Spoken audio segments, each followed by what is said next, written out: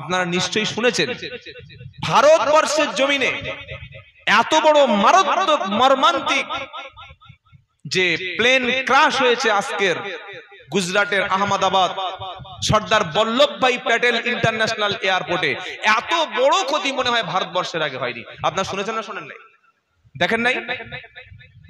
যেটা ছিল air India Boeing AI-171 বিমান গুজরাটের আহমেদাবাদ সর্দার বল্লভভাই প্যাটেল ইন্টারন্যাশনাল এয়ারপোর্ট থেকে লন্ডনে যাচ্ছিল। কি দুর্ভাগ্য! হায়াত এবং মৌত সব তো আল্লাহর হাতে, কিন্তু এই প্লেনটা টেক অফ করার পরে, মাটি থেকে ফ্লাইং করার, টেক অফ করার, ওড়ার পরে মাত্র 29 সেকেন্ড পরে মেডিকেল কলেজের হোস্টেলের উপরে 242 জন প্লেনের মধ্যে ছিল, 230 জন যাত্রী, 2 জন পাইলট, একজন কো পাইলট আর 10 জন বিমান ক্রু। এই 242 জন ব্যক্তির মধ্যে 241 জন শেষ মুহূর্তের মধ্যে। একজন বেঁচে গেছে। আল্লাহর কি কুদরত, সুবহানাল্লাহ বলেন। কেউ ভেবেছিল সে বাঁচতে পারবে?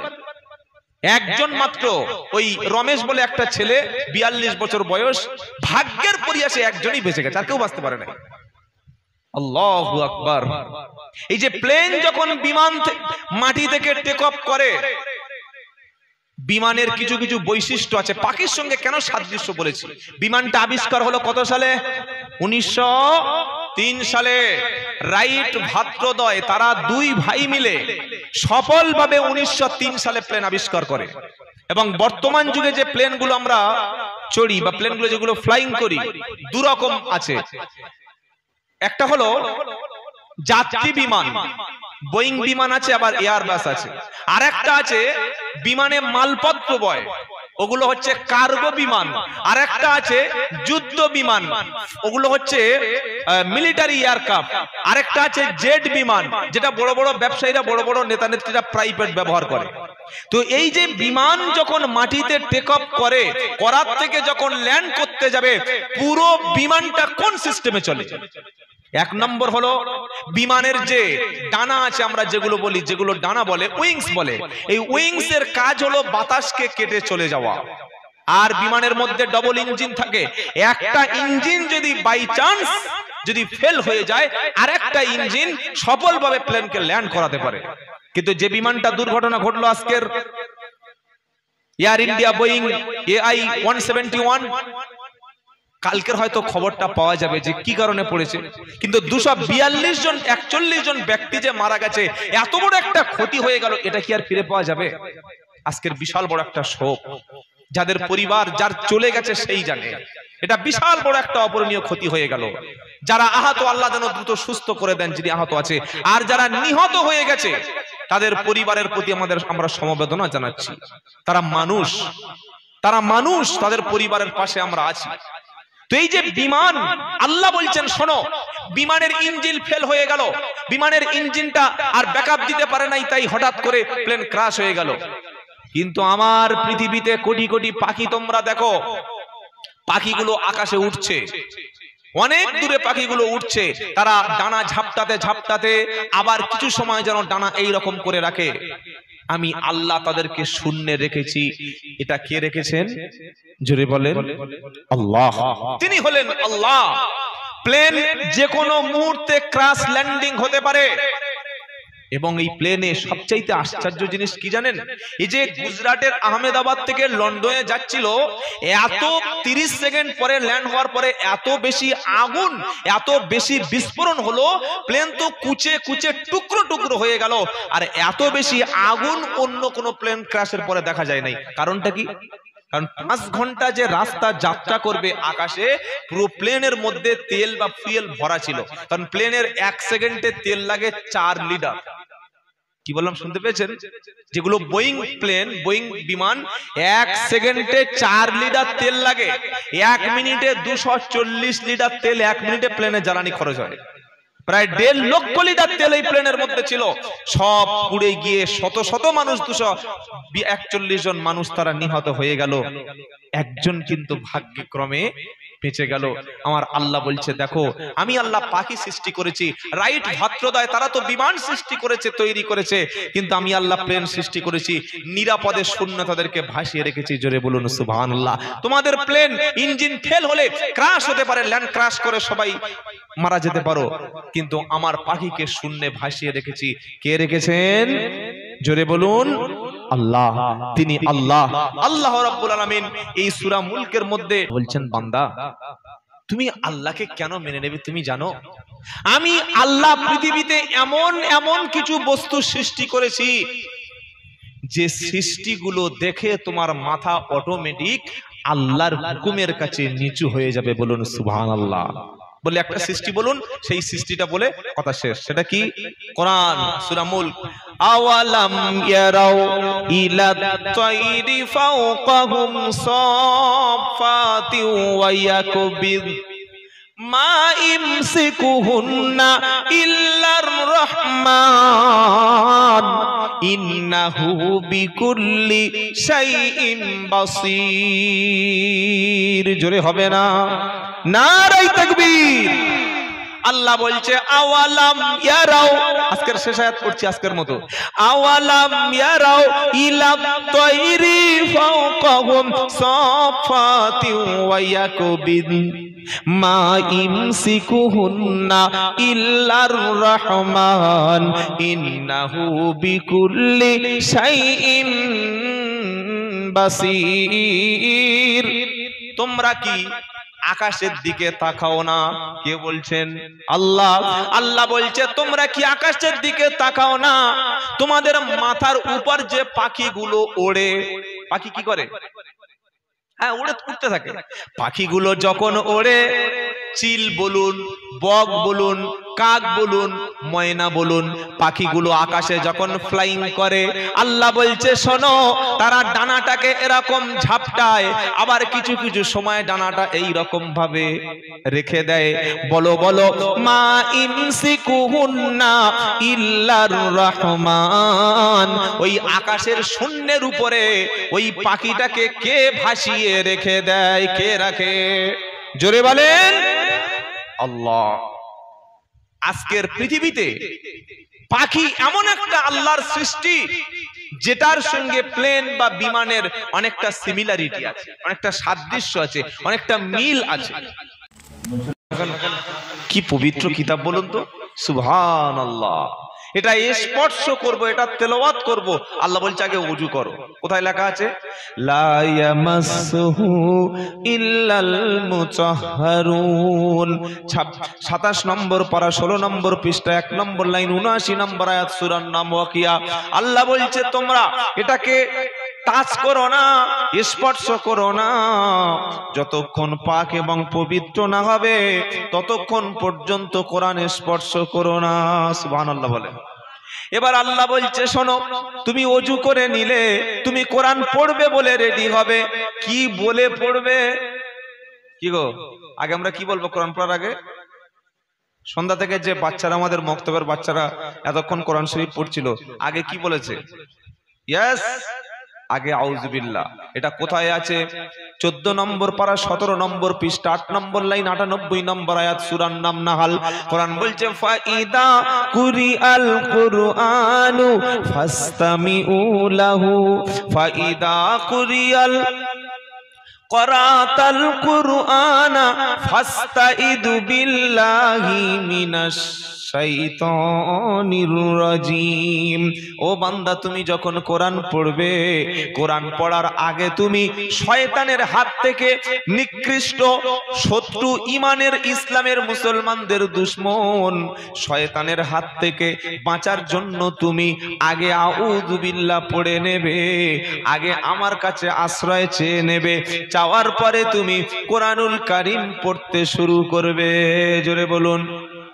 এবার আমি কোরআন শুরু করছি, যখন আমি পড়বো 1 ঘন্টায় 3 পারা, 1 ঘন্টায় 4 পারা, একদিনে 2 খতম, এরকম কোরআন পড়বো না থেমে থেমে কোরআন পড়বো, আস্তে আস্তে কোরআন পড়বো? কোরআন উত্তর দিচ্ছে, ইয়া আইয়ুহাল মুজাম্মিল কুমিল লাইলা ইল্লা কালিলা নিসফাহু আও ইনকুস মিনহু কালিলা আও জিদ আলাইহি ওয়া রাত্তিলিল কুরআনা তারতিলা। 29 নম্বর পারা, সূরার নাম মুজাম্মিল, প্রথম থেকে 4 নম্বর আয়াত। মুজাম্মিল হলো বিশ্ব নবীর একটা নাম। সুবহানাল্লাহ বলেন। মুজাম্মিল মানে কম্বল মুড়ি দিয়ে, চাদর মুড়ি দিয়ে শুয়ে আছেন, তাকে বলা হয় মুজাম্মিল। আল্লাহর নবী চাদর মুড়ি দিয়ে শুয়ে আছে, জিবরাইল এসে নবীকে ডাক দিয়ে বলছেন, ইয়া আইয়ুহাল মুজাম্মিল কুমিল লাইলা ইল্লা কালিলা নিসফাহু আও ইনকুস মিনহু কালিলা আও জিদ আলাইহি ওয়া রাত্তিলিল কুরআনা তারতিলা। ও আমার চাদর ঢাকা ব্যক্তি, আমার বিশ্ব নবী, তুমি উঠে পড়ো, উঠে তুমি নামাজে দাঁড়িয়ে যাও। রাতের অর্ধেক অংশ অথবা তার চাইতে কিছু কম অথবা তার চাইতে বেশি অংশ নামাজে তুমি দাঁড়িয়ে যাও। নামাজ যখন শেষ হয়ে যাবে, নামাজের বাকি সময়টুকু ওয়ারাত্তিলিল কুরআনা তারতিলা, থেমে থেমে, বুঝে বুঝে, আস্তে আস্তে, সুন্দর করে তুমি কোরআন পড়তে শুরু করো। জোরে বলুন। আমরা সবচাইতে তাড়াহুড়ো করি কোন কিতাবে? কোরআন শরীফ। জানি না রমজান মাসে আপনারা তারাবিতে কিরকম পড়েছিলেন। আমি একটা মসজিদে একবার তারাবি পড়তে ঢুকেছি, হাফেজ সাহেব পড়ছে, আল্লাহু আকবার।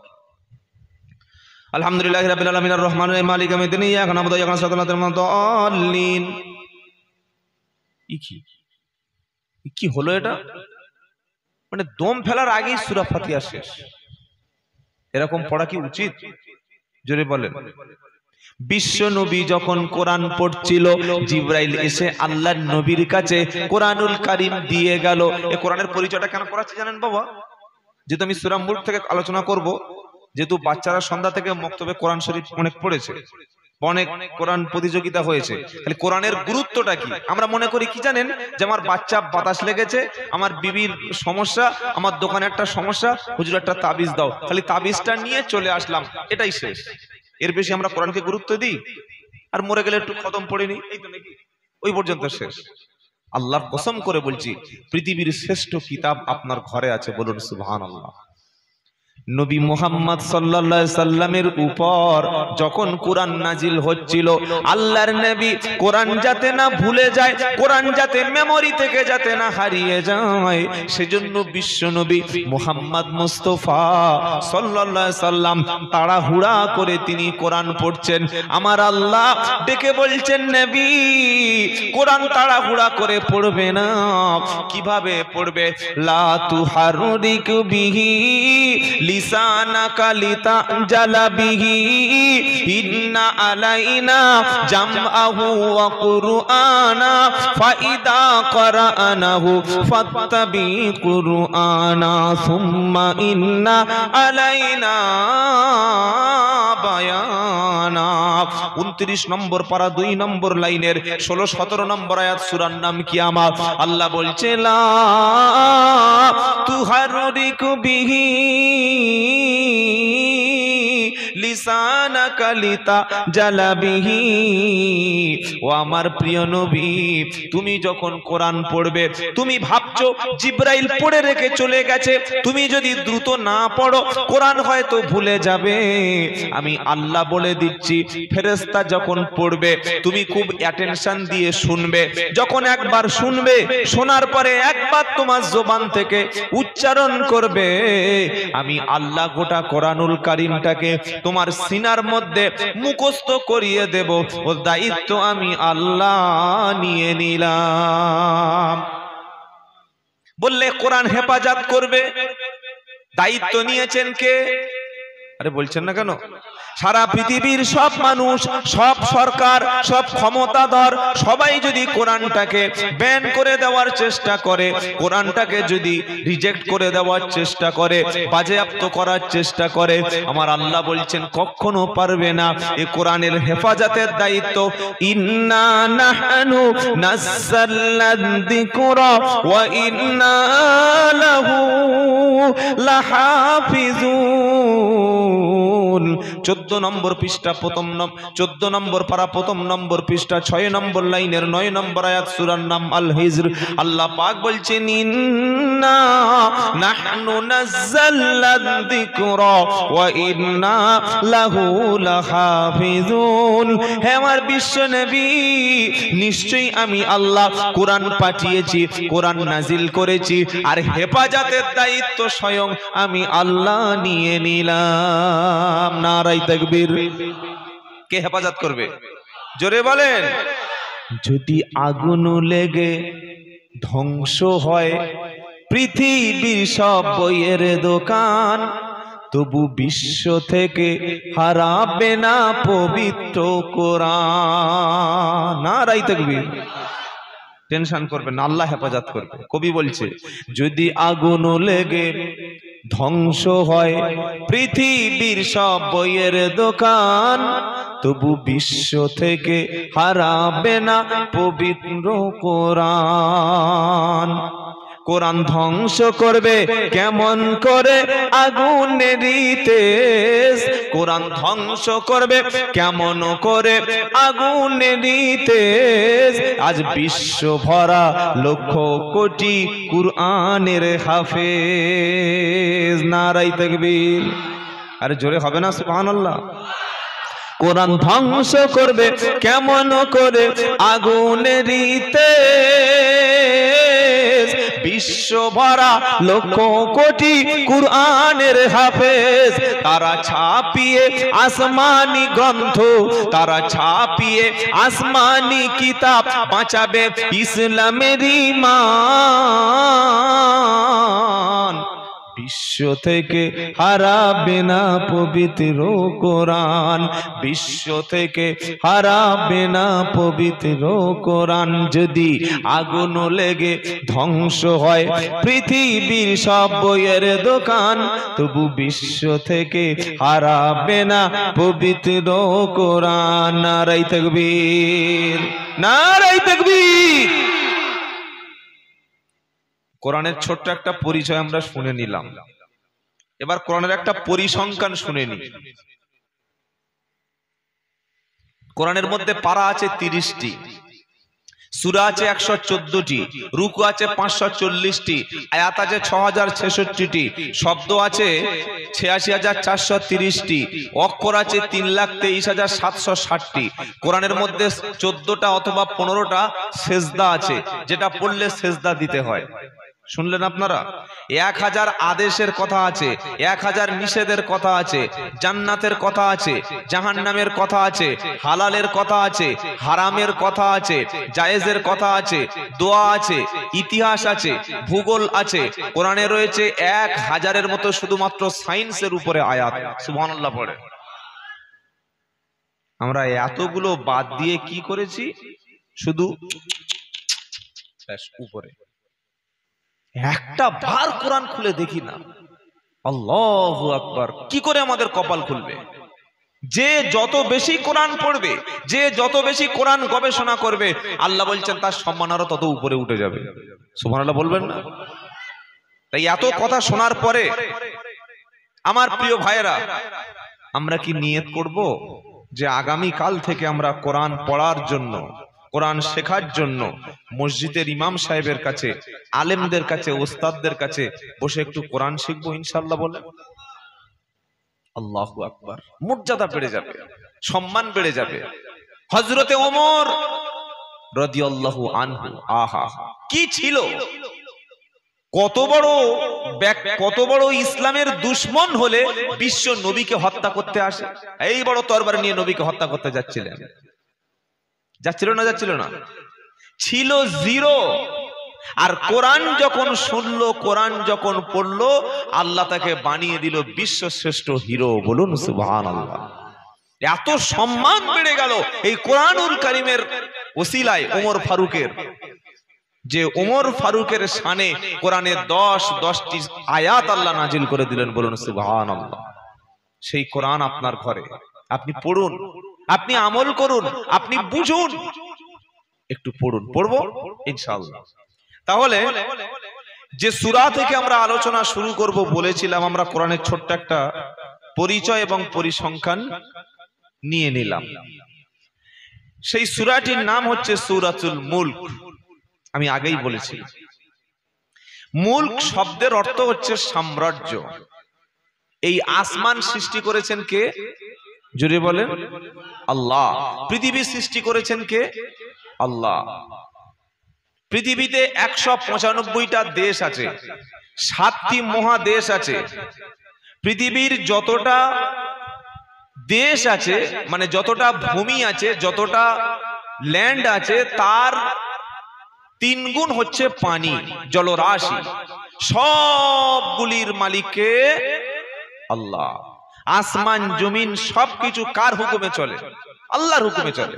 আল্লাহর হুকুমের বাইরে পৃথিবীর কোন মাখলুক, কোন সৃষ্টি চলে না, শুধু মানুষ ছাড়া। কথা বোঝাতে পারলাম না? আল্লাহর হুকুম ছাড়া পৃথিবীর কোন একটা মাখলুক চলবে না। কিন্তু মানুষের স্বাধীনতা দেয়া আছে। মানুষ ইচ্ছা করলে জান্নাতের রাস্তা ধরতে পারে, আবার ইচ্ছা করলে জাহান্নামের রাস্তা ধরতে পারে। ইন্না হাদাইনাহুস সাবিলা ইম্মা শাকিরা ওয়া ইম্মা কাফুরা। আল্লাহ বলছেন, বান্দা আমি তোমার জন্য সঠিক রাস্তাটাকে পরিষ্কার করে দিয়েছি। নবীদের রাস্তা, সিদ্দিকিনদের রাস্তা, সোহাদাইনদের রাস্তা, সালেহিনদের রাস্তা। এই রাস্তাটা হলো জান্নাতের রাস্তা। অসংখ্য নবী পাঠিয়েছি, অসংখ্য রাসূল পাঠিয়েছি, সাহাবায়ে কেরাম এসেছিল, অসংখ্য আলেম ওলামারা তোমাদের কাছে সত্য কথাটা বলে গেছিল। তোমরা যদি সত্যটা মেনে নাও, সত্যটা যদি বুঝতে পারো, কোরআনকে এবং নবীর হাদিসকে দুটো যদি বুকের সঙ্গে আঁকড়ে ধরতে পারো, আমি আল্লাহ তোমাদের জন্য সঠিক সরল রাস্তা, জান্নাতের রাস্তাটা বলে দিলাম। জোরে বলুন সুবহানাল্লাহ। আবার যদি তুমি কোরআন ছেড়ে, নবী ছেড়ে, আলেম ছেড়ে দাও, মসজিদ ছেড়ে দাও, মাদ্রাসা ছেড়ে দাও, দিন যদি ছেড়ে দাও, ইসলাম যদি ছেড়ে দাও, তুমি নিজের জাহান্নাম নিজে কিনে নিয়ে নিজের আগুনে নিজে ঝাঁপ দেবে। সেদিন কিন্তু আল্লাহর সামনে কোনো ওজর পেশ করতে পারবে না। কারণ আল্লাহ যখন বান্দাকে জাহান্নামে ফেলে দেবে, জাহান্নামে দেওয়ার আগে, আগুনে ফেলে দেওয়ার আগে আল্লাহ তার বান্দাকে 3টি প্রশ্ন করবে। জোরে বলেন কটা? বললে হুজুর এটা কোথায় লেখা আছে? 24 নম্বর পারা, 5 নম্বর পৃষ্ঠা, 5 নম্বর লাইন, 71 নম্বর আয়াত, সূরার নাম জুমার। ওয়াসিকাল্লাযীনা কাফারু ইলা জাহান্নাম যুমারা হাত্তা ইযা জাউহা ফুতিহাত আবওয়াবুহা ওয়া ক্বালা লাহুম খাযানাতুহা আলাম ইয়াতিকুম রুসুলুম মিনকুম ইয়াতুলুনা আলাইকুম আয়াতি রাব্বিকুম ওয়া ইউনদিরুনাকুম লিকা ইয়াউমিকুম হাদা। একদল ব্যক্তিকে সেদিন জাহান্নামের দিকে যখন টেনে টেনে টেনে টেনে গলা ধাক্কা দিতে দিতে জাহান্নামের কাছে নিয়ে যাওয়া হবে, আগুনের কাছে নিয়ে যাওয়ার আগে জাহান্নামের দরজাটা জাহান্নামের ফেরেশতারা আগে থেকে ওপেন করে রাখবে। ফেলে দেওয়ার আগে জিজ্ঞাসা করা হবে, আলাম ইয়াতিকুম রুসুলুম মিনকুম, আল্লাহর পক্ষ থেকে তোমাদের কাছে কোনো সতর্ককারী, কোনো নবী, কোনো রাসূল, কোনো আলেম ওলামা, কোনো আল্লাহর ওলি বান্দা, কোনো দ্বীনের দায়ী ভাইরা, কোন আলেম ইমাম সাহেব, মুফতি সাহেব, মাওলানা সাহেব, পীর সাহেব তারা কি দিনের কথাগুলি তোমাদের কাছে বলল না? ইয়াতুলুনা আলাইকুম আয়াতি রাব্বিকুম, আমার কোরআনের কথাগুলি তোমাদের সামনে কি পড়ে তেলাওয়াত করে তারা শোনালো না?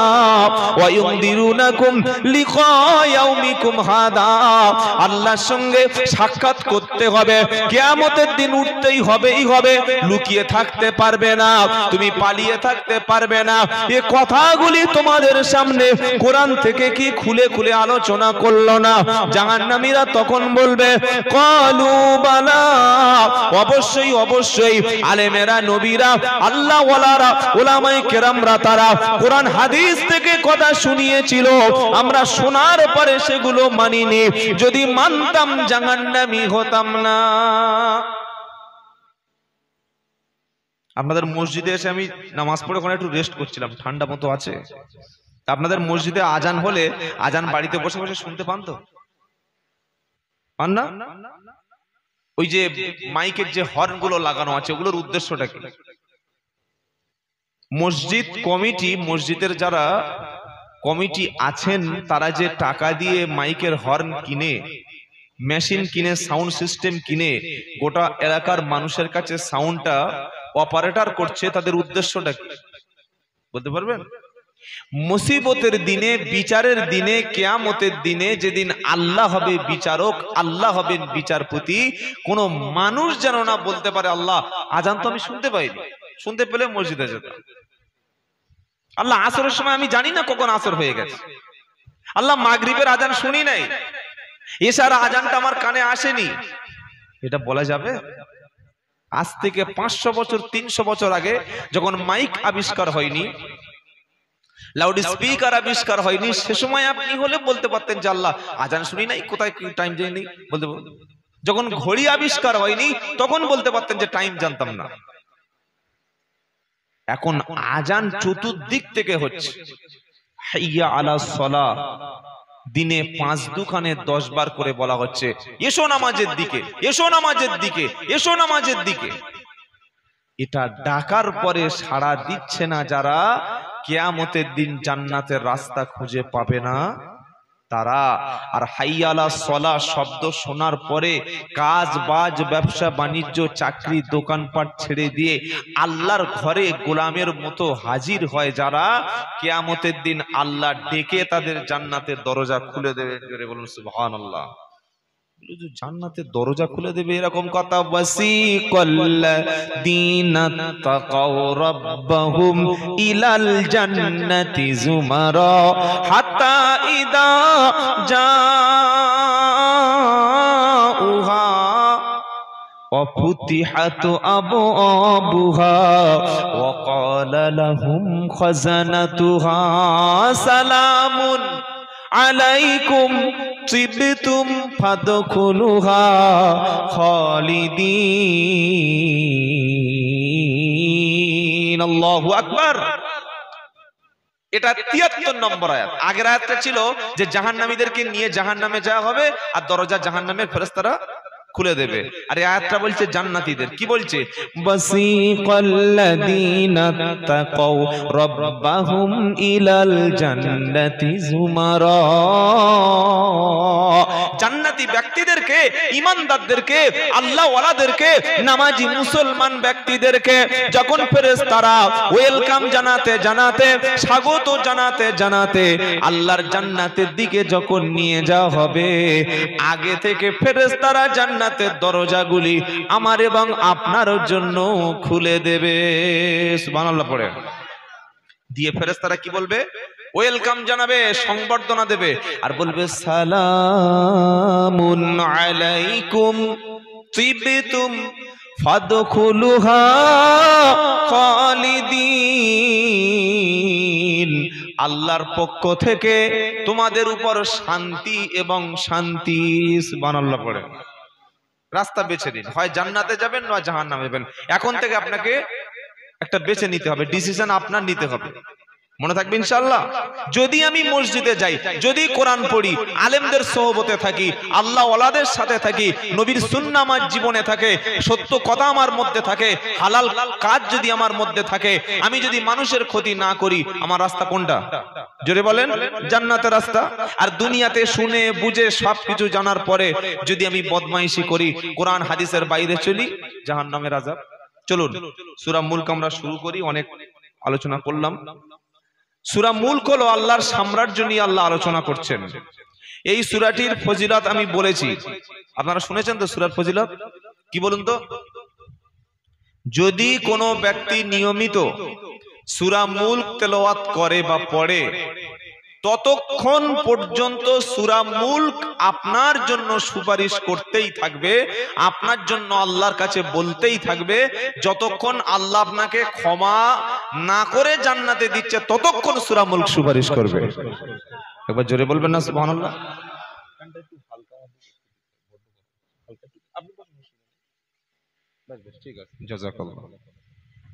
তাহলে সূরা মুলক থেকে আমরা আলোচনা শুনবো। আল্লাহ রাব্বুল আলামিন আমাদেরকে যতটুকু বলাবেন। সূরা মুলক আলোচনার পূর্বে আসুন আমরা শয়তানের হাত থেকে ওয়াসওয়াসা চেয়ে নিই আল্লাহর কাছে। কারণ শয়তান চায় না যে আপনারা বসে বসে কোরআন শুনুন। এটা শয়তান চায়। কি বলছেন? মাদ্রাসায় ছেলেদের পড়তে দিলে যত বদমাইশি আর যত বদখেয়ালি সব মাদ্রাসার ছেলেদের ধরে। বুঝতে পেরেছেন? আর আমাদের সমাজে একটা বদ অভ্যাস আছে, আমরা ভালো ছেলে পুলে মাদ্রাসায় দিই না। ভালো ছেলেটা মিশানে, ভালো ছেলেটা এই অন্য জায়গায় অন্য একটা ভালো ইনস্টিটিউটে দেয়া হবে, ইংলিশ মিডিয়ামে দেয়া হবে। আর যে মালটার পড়াশোনা মোটেই হবে না, বদমাইশি করছে, পাড়ায় কারোর কথা শুনছে না, মোটেই কিছু করছে না, এবার ধরে বেঁধে ওকে নিয়ে কোথায় যাব? জোরে বলেন। মাদ্রাসায় ভালো ছেলে মাদ্রাসায় দিলে তবে তো ভালো মাল পাওয়া যাবে। আমরা এমন ছেলেকে মাদ্রাসায় দিলাম যে কোথাও আর হবে না, এবার পড়াশোনা ছেড়ে ঘুরবে, তা বললে এক কাজ করবে, নিয়ে হুজুরদের কাছে দিয়ায়, ওরাই যদি কিছু করতে পারে।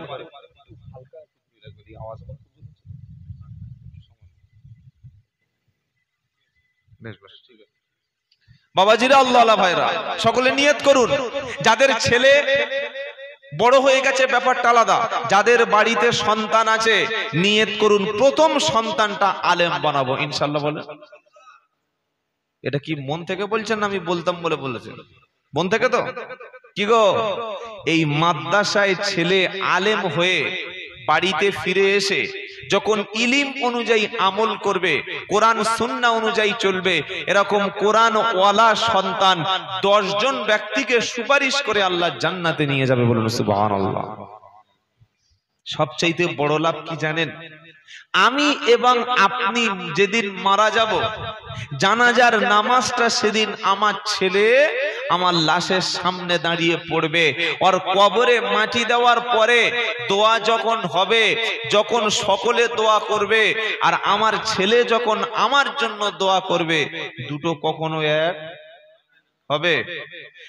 রমজান মাসে জিয়ারাত করেন, ঈদের দিনে কবর জিয়ারাত করেন, লাইলাতুল কদরে জিয়ারাত করেন, জুমার দিনে জিয়ারাত করতে যান। যখন মনে হয় আমরা কবর জিয়ারাত করি, করি কি করি না? এটা ইমাম সাহেবকে দিয়ে করাই, আলেমকে দিয়ে করাই, হুজুরকে দিয়ে করাই। কিন্তু আমার ছেলে যখন আলেম হবে, তখন কোনো হুজুর ইমাম আর লাগবে না, নিজেই গিয়ে বাপের কবরের সামনে দাঁড়িয়ে আল্লাহর কাছে হাত দুখানা তুলে যখন বলবে, রব্বিরহামহুমা কামা রব্বায়ানি সগীরা। এটা কিসের দোয়া? ইয়েস, কিসের দোয়া বলেন? মা বাপের জন্য দোয়া। বলেন রব্বিরহামহুমা কামা রব্বায়ানি সগীরা। এই দোয়াটা বাপ মার জন্য প্রত্যেক নামাজের শেষে মায়েরা অথবা ভাইয়েরা যখন আল্লাহর কাছে হাত তুলবেন দোয়া করবেন, সব সময় আব্বা আম্মার জন্য দোয়া করবেন। দোয়াটার অর্থ কি? আল্লাহ তুমি তাদের দুজনের উপরে রহম করো, বাবা মায়ের উপরে রহম করো। আমি যখন ছোট ছিলাম, আমার শৈশবে, কিশোরে, যুবক বয়স পর্যন্ত সমস্ত দায় দায়িত্ব নিয়ে তারা যেভাবে লালন পালন করে বড় করেছে, আজকের কবরে তারা অসহায়, তারা নিপীড়িত, তারা আমাদের কাছে দোয়ার মুহতাজ। আমরা তাদের জন্য হাত তুলেছি। আল্লাহ তাদের দুজনকে তুমি শান্তিতে রাখো, তোমার রহমতের চাদরের তলায় রেখে দাও। এটা যে সন্তান বলে, সন্তানের দোয়ার ওসিলায় আল্লাহ বাপমার কবর আযাবটাকে তিনি হালকা করে দেবেন। সুবহানাল্লাহ পড়ে। তাহলে এটা নিজের ছেলে করা ভালো না ওই প্রত্যেক মাসে সব সময় একটা হুজুরকে ডেকে আনা ভালো? কোনটা ভালো? ডেকে আনুন, শিখুন, এটা আমি নিষেধ করছি না, কিন্তু আমার ছেলে যেন আমার জন্য দোয়া করতে পারে। এই জন্য ঘরের মধ্যে আপনার ফ্যামিলিতে, অন্তত ফ্যামিলিতে একটা করে যেন আলেম থাকে। করবো ইনশাআল্লাহ। চলুন সূরা মুলক শুরু করি। পড়ুন, আউযু বিল্লাহি মিনাশ শাইতানির রাজিম, বিসমিল্লাহির রহমানির রহিম। এই সূরাটি হলো আল্লাহর নবী সাল্লাল্লাহু আলাইহি সাল্লামের নবুয়াত বা নবী হওয়ার পর মদিনায় ছিলেন 10 বছর, আর মক্কা শরীফে ছিলেন কত বছর জানেন না আপনারা? টোটাল নবী সাল্লাল্লাহু আলাইহি সাল্লাম নবুয়াত পাওয়ার পরে 23 বছর বেঁচে ছিলেন। নবীর হায়াত ছিল, এই দুনিয়ার হায়াত ছিল বিশ্ব নবীর 63 23 বছর সময়টা নবুয়াত পাওয়ার পরে। মক্কায় ছিলেন 13 আর মদিনায় ছিলেন 10। এবার কোরআনের মধ্যে সূরা আছে দু রকমের সূরা, একটা মাক্কি সূরা আর একটা মাদানী সূরা। মাক্কি সূরা কোনগুলো? নবীর মক্কা শরীফের জীবনে যে যে আয়াতগুলো, সূরাগুলো নাজিল হয়েছিল, ওই সূরাগুলিকে বলা হয় মাক্কি সূরা। আর মদিনা শরীফে হিজরত করে চলে যাওয়ার পরে যে সূরাগুলো বিশ্ব নবীর উপরে এসেছিল, ওই সূরাগুলির নাম হচ্ছে মাদানী সূরা। মাক্কি সূরার বৈশিষ্ট্য কি? মক্কার সূরার মধ্যে বৈশিষ্ট্য হচ্ছে আখিরাতের কথা, কবরের কথা, মিজানের কথা, পুলসিরাতের কথা, জাহান্নামের কথা, জান্নাতের কথা, এই কথাগুলি আলোচনা হয়েছে মাক্কি সূরায়। আর মদিনার সূরাগুলো বুঝবো কি করে? মদিনার সূরাগুলোর মধ্যে আইন কানুন, দেশ চালানো, রাজনীতি, অর্থনীতি, সমাজনীতি, রাষ্ট্রনীতি, পররাষ্ট্রনীতি, ধর্মনীতি, সব কিছু আইন কানুনের ব্যাপারগুলো আল্লাহ মদিনা শরীফেই নাজিল করেছিলেন। সুবহানাল্লাহ বলেন। তাহলে সূরা মুলক যে সূরাটি আমি তেলাওয়াত করলে আল্লাহ রাব্বুল আলামিনের কাছে এই সূরাটি আমার জন্য সুপারিশ করতেই থাকবে যতক্ষণ না ক্ষমা করে দেওয়া হচ্ছে। এই সূরা মুলকটা নাজিল হয়েছে মক্কা শরীফে। কোথায় নাজিল হয়েছে? মক্কা শরীফে। আল্লাহর নবী যখন মক্কা শরীফে ছিলেন, বিশ্ব নবীর উপরে এই সূরাটি আল্লাহ তাআলা নাজিল করে দিয়েছিলেন। সূরার প্রথমে আল্লাহ বলছেন, তাবারাকাল্লাযী বিআদিহিল মুলকু ওয়া হুয়া আলা কুল্লি শাইইন কাদির। সুবহানাল্লাহ পড়ে। এই যে কোরআন শুনছেন না, একটা অক্ষরে কটা নেকি আছে বাবা? 10টা নেকি। আর শুনলে গোনা না নেকি? কি গো? আর গান শুনলে ঈমান দুর্বল হবে, মনের মধ্যে নেফাকের রোগ এসে যাবে। যে যত বেশি গান শুনবে, আল্লাহর ভয় তার মনের মধ্য থেকে তত চলে যাবে। গান শুনতে শুনতে একদিন মনে হবে অশ্লীল কিছু দেখে ফেলি, হারাম কিছু দেখে ফেলি। কোন বান্দা যখন আল্লাহর কোরআন শোনা থেকে বিরত থাকে, গান শুনতে শুনতে এক সময় আজান তার কাছে ভালো লাগে না, কোরআন তার কাছে ভালো লাগে না, আলেম উলামাদের কথাটা তখন তার কাছে ভালো লাগে না, তখন তার মনের মধ্যে শয়তানের বাসা বেঁধে যায়। আর তখন নামাজ রোজা তার কাছে মোটে ভালো লাগে না। তাই যতক্ষণ সময় পাবো আমরা শুনবো কোরআন, কারণ পড়লে নেকি, শুনলে নেকি। কিতাব কোরআনটা পড়লে নাকি শুনলে নাকি দেখলে নাকি হয়, আর কোরআন পড়ে মেনে নিলে জান্নাত পাওয়া যায়। সুবহানাল্লাহ বলে। সূরা মুলকের প্রথম আয়াতে আল্লাহ শোনাচ্ছে তাবারাকাল্লাযী, বরকতময় তিনি। তাবারক শব্দ ব্যবহার করেছেন। কি শব্দ? তাবারাকাল্লাযী। আবার এই তাবারক শব্দটা সূরা ফুরকানে আছে। তাবারাকাল্লাযী নাযালাল ফুরকানা আলা আবদিহি লিয়াকুনা লিল আলামিনা নাযীরা। 18 নম্বর পারা 18 নম্বর পৃষ্ঠা 13 নম্বর লাইনের 1 নম্বর আয়াত সূরা ফুরকান। আল্লাহ বলছেন বরকতময় তিনি যিনি তার বিশ্ব নবীর উপরে ফুরকান নাজিল করেছেন। ফুরকান হলো কোরআনের আরেকটা নাম। কোরআনের অনেকগুলো নাম আছে বাবা। জিকির, হুদা, বুশরা, মুবিন, কোরআন, ফুরকান, এগুলো কিসের নাম? কোরআন। ওখানে তাবারক, এখানে তাবারক শব্দ। আল্লাহ কি বলছেন? তাবারাকাল্লাযী, বরকতময় তিনি, বিয়াদিহিল মুলক, যার হাতে রয়েছে সমস্ত সাম্রাজ্য। কিসের সাম্রাজ্য? সমস্ত ক্ষমতা, সাম্রাজ্য একচ্ছত্র, সমস্ত ক্ষমতা যার হাতে, সমস্ত সাম্রাজ্য যার হাতে, তিনি হলেন আল্লাহ। বরকতময় তিনি যার হাতেই রয়েছে ক্ষমতা। সুবহানাল্লাহ বলেন। কাকে তিনি ক্ষমতায় আনবেন আর কাকে তিনি নামিয়ে দেবেন, এটা ঠিক করেন কে? জোরে বলেন। অনেক নেতা, অনেক নেত্রী, অনেক দল, অনেক পাওয়ার। ফেরাউন ছিল সুপার পাওয়ার। এখন পৃথিবীর সুপার পাওয়ার হচ্ছে আমেরিকা। জানেন তো আপনারা? জানেন না? চায়নাও চেষ্টা করছে সুপার পাওয়ার হওয়ার, রাশিয়াও চেষ্টা করছে সুপার পাওয়ার হওয়ার, হ্যাঁ ব্রিটেনও চেষ্টা করছে, কিন্তু আমেরিকা এখন সুপার পাওয়ার। সেই যুগে মুসা নবীর যুগে সুপার পাওয়ার ছিল মিস্টার ফেরাউন।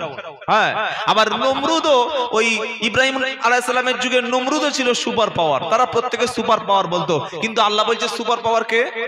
জোরে বলেন। তাবারাকাল্লাযী বিয়াদিহিল মুলকু ওয়া হুয়া আলা কুল্লি শাইইন কাদির। বরকতময় তিনি যার হাতে রয়েছে সমগ্র সাম্রাজ্য, যার হাতে রয়েছে সবকিছু ক্ষমতা।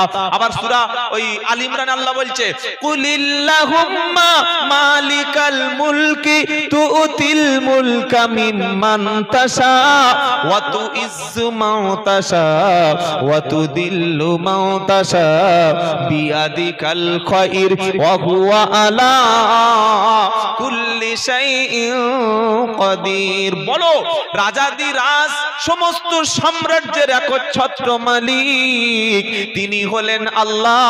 তিনি যাকে খুশি তিনি ইজ্জত দান করেন, আবার যাকে খুশি তিনি বেইজ্জত দান করেন।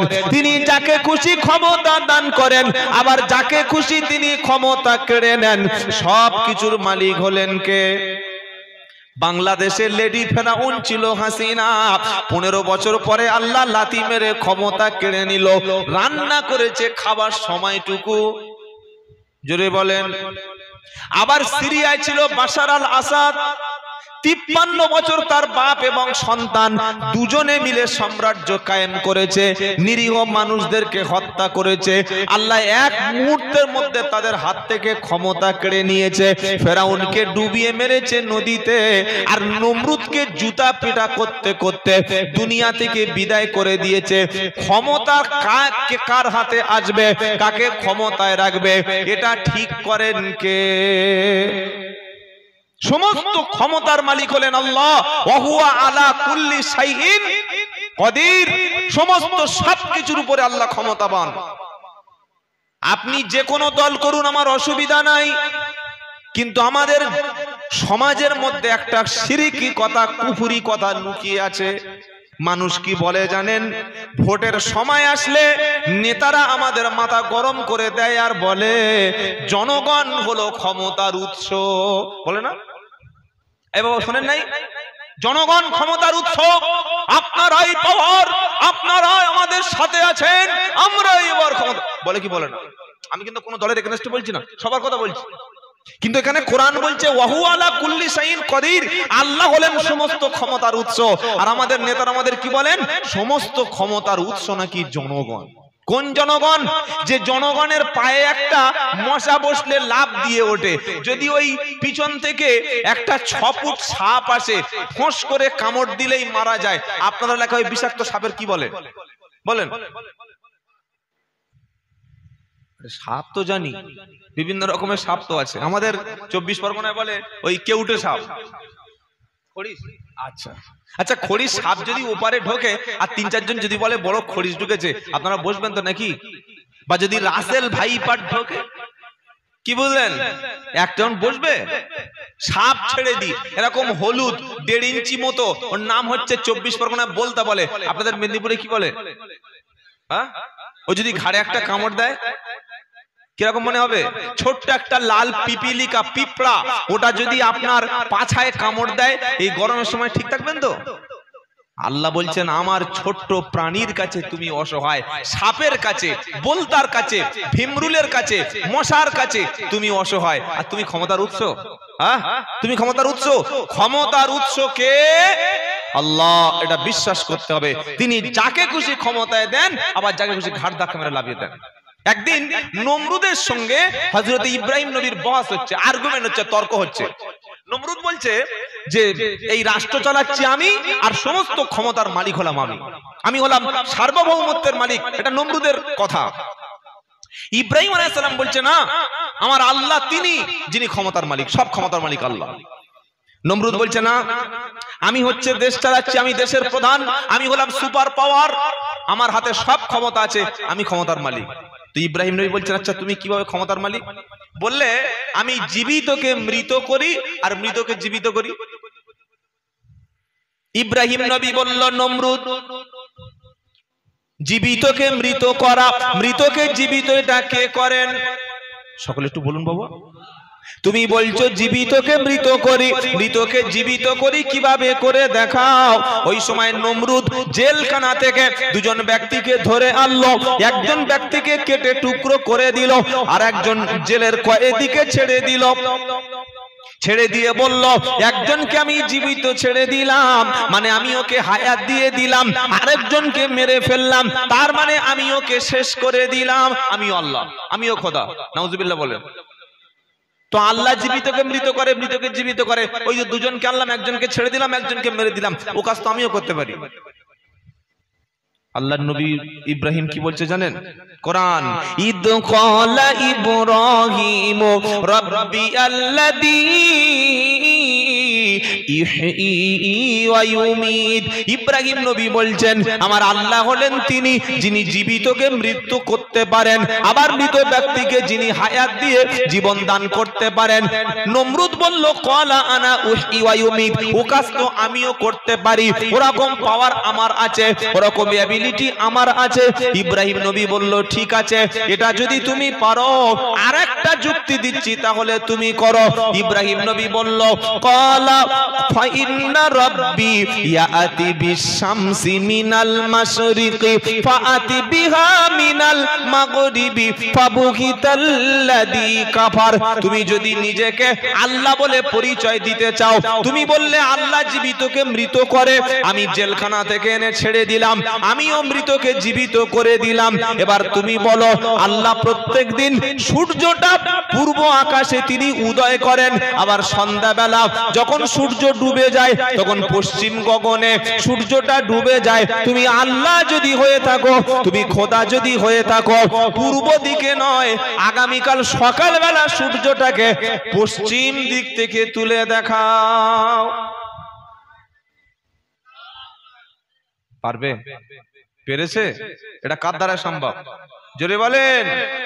আল্লাহ ক্ষমতার মালিককে। ওই জন্য ক্ষমতা পেয়ে জনগণের সঙ্গে খারাপ ব্যবহার করবেন না। যারা জনগণের সেবক, মানুষের অধিকারটা পাইয়ে দেবেন। এই সূরা থেকে আমরা কি শিখলাম? যে আল্লাহ হলেন ক্ষমতার উৎস, তিনি সাম্রাজ্যের মালিক, তিনি সার্বভৌমত্বের মালিক। এই পৃথিবীতে যত ক্ষমতা দেখেন, প্রধানমন্ত্রী বলেন, মুখ্যমন্ত্রী বলেন, এমএলএ বলেন, এমপি বলেন, রাষ্ট্রপতি বলেন, যা কিছু বলেন, ছিল না, এখন আছে, ভবিষ্যতে এই বাংলায় এক সময় কংগ্রেস ছিল ক্ষমতায়, বামেরা ছিল 34 বছর, এখন তৃণমূল। কি গো ভাই, তো যারা ক্ষমতায় ছিল তারা এখন আর আছে? হ্যাঁ, মমতা ব্যানার্জি সারা জীবন বাঁচবে, মোদী সাহেব সারা জীবন বাঁচবে, ডোনাল্ড ট্রাম্প সারা জীবন বাঁচবে, রাশিয়ার পুতিন সারা জীবন বাঁচবে, চীনের সি জিনপিং সারা জীবন বাঁচবে? বাঁচবে না, সব মারা যাবে, ক্ষমতা চলে যাবে। কিন্তু আল্লাহর ক্ষমতা কিয়ামত পর্যন্ত, কিয়ামতের পরে আল্লাহর ক্ষমতার কোনো শেষ। সুবহানাল্লাহ। মানুষ ভোট দিলে তবে লোক নেতা হয়, কিন্তু সমস্ত পৃথিবীর মানুষ সবাই যদি আল্লাহকে ভুলে যায়, সবাই যদি শুকরের মাংস খায়, সবাই যদি ইসলাম ত্যাগ করে, আল্লাহর ক্ষমতা চলে যাবে। তিনি হলেন আল্লাহ। তাহলে এই সূরা মুলকের প্রথম আয়াত থেকে আমরা শিখলাম ক্ষমতার মালিক হলেন কে? ক্ষমতা তার হাতে। কার হাতে? আল্লাহর হাতে।